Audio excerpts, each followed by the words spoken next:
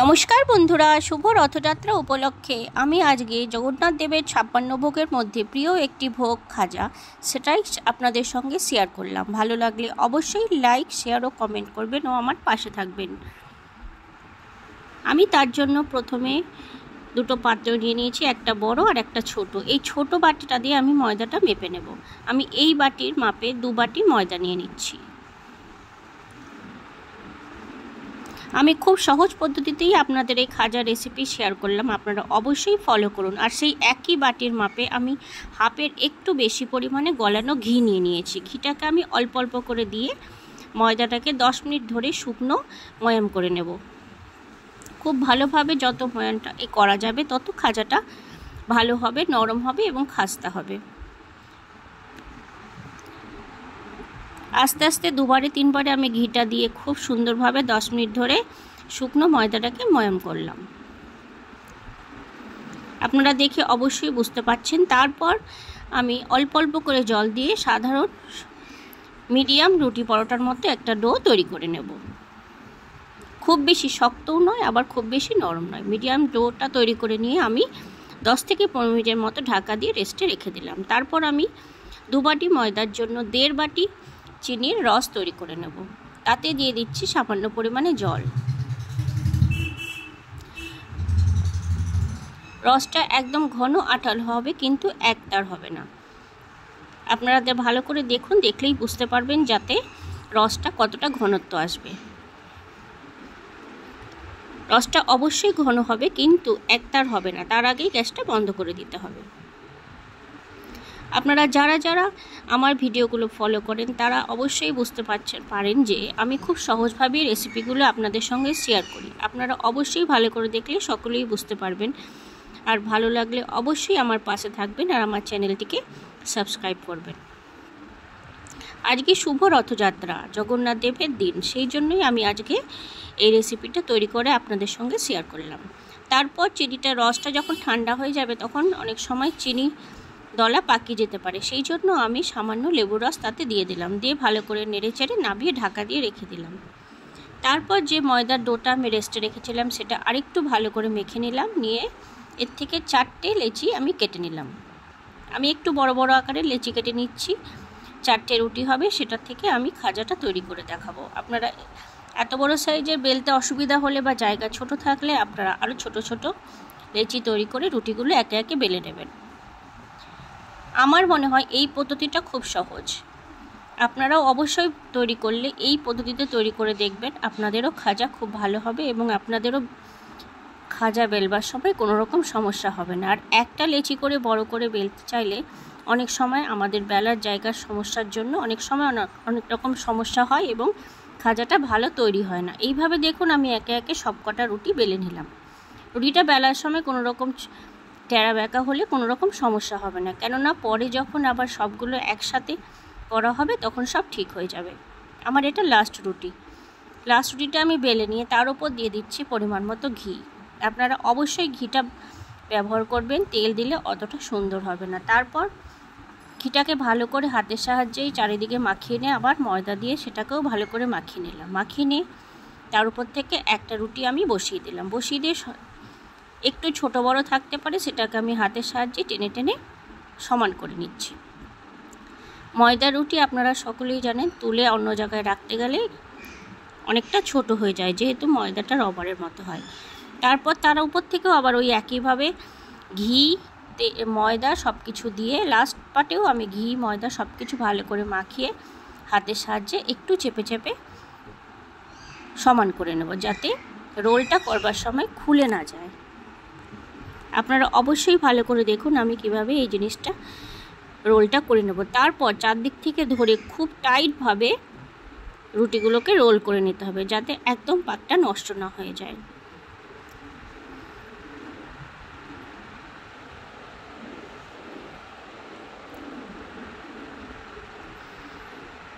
আপনারা দেখে বুঝতেই পাচ্ছেন কতটা টাইটভাবে আমি রোলটা করে নিলাম। তারপর একদম শেষ মাথাতে আমি জল দিয়ে ভালো করে সিল করে নেব, যাতে খুলে না যায়।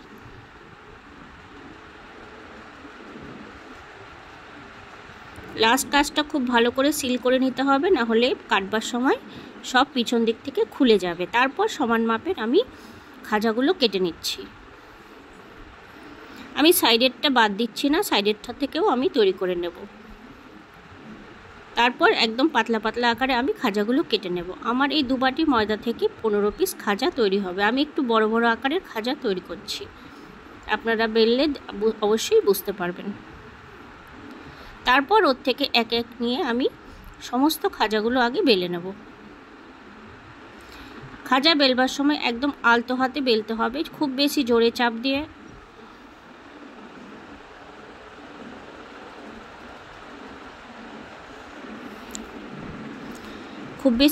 চাপ দিয়ে খাজাগুলো বেলা যাবে না। দেখুন আমি এইভাবেই একে একে সমস্ত খাজা বেলে নিয়েছি। আপনারা সাইজটা দেখে অবশ্যই বুঝতে পারছেন অনেকটাই বড় হয়েছে, খুব বেশি মোটা নয় আবার খুব বেশি পাতলাও নয়। এইভাবে খাজাগুলো সমস্ত বেলে নিয়েছি। তারপর আমি একটা কড়াই চাপিয়ে দিয়েছি, তাতে পরিমাণ মতো সাদা তেল দিয়ে দিচ্ছি। আপনারা চাইলে পুরোটাই ঘিয়েও ভেজে নিতে পারবেন। তারপর তেলটা হালকা মিডিয়াম গরম হলে আমি একে একে আমার কড়াইতে যতটা ধরবে আমি সে কটা খাজা দিয়ে দেবো।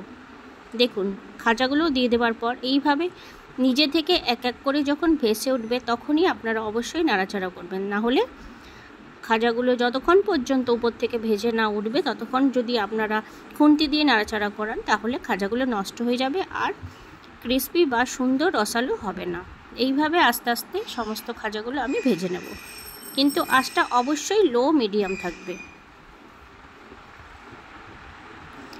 হাই হিটে খাজা ভাজতে চাইলে খাজা উপর থেকে লাল হয়ে যাবে কিন্তু ভেতরে কাঁচা রয়ে যাবে, তখন রসে দেবার পর খানিকক্ষণ পর খাজা নরম হয়ে যাবে। আপনারা দেখুন আমি লো মিডিয়াম আঁচে খাজাগুলো 10 মিনিট পর্যন্ত ভেজে নিচ্ছি। সুন্দর ঠিকঠাকভাবে খাজা ভাজতে হলে 10 মিনিট আপনাদের ভেজে নিতেই হবে, তাহলেই খাজা অনেক দিন পর্যন্ত ভালো থাকবে আর সংরক্ষণ করে আপনারা অনেক দিন পর্যন্ত জগন্নাথ দেবের উদ্দেশ্যে ভোগ নিবেদন করতে পারবেন।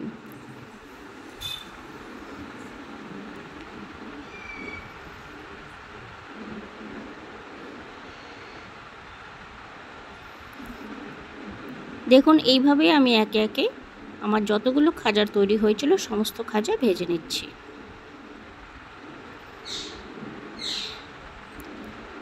সমস্ত খাজাগুলো আমার ভাজা হয়ে গেছে। এবারে আমি আগে থেকে যে রসটা তৈরি করে রেখেছিলাম সেটা ঠান্ডা হয়ে গেছে, সেটাকে আমি আরও একবার গরম করে নিচ্ছি। আপনারা দেখুন এটা চিনি জমাট বাঁধেনি কিন্তু ঘনত্ব অনেক বেশি হয়ে গেছে, সেই জন্যই আরও একবার রসটাকে গরম করে নিতে হবে।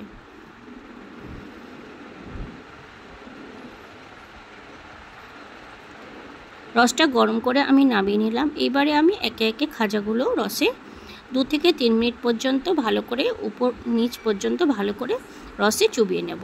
এইভাবে হাতা দিয়ে উপর থেকে দিয়ে দিয়ে রস ভালো করে আমি চুবিয়ে নিচ্ছি।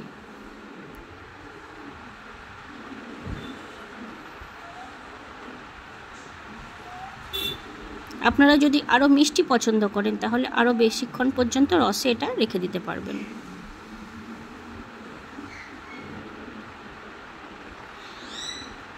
এইভাবে ভালো করে উল্টে পাল্টে আমি রসে চুবিয়ে নিয়ে তারপর এক এক করে একটা পাত্রে তুলে নেব।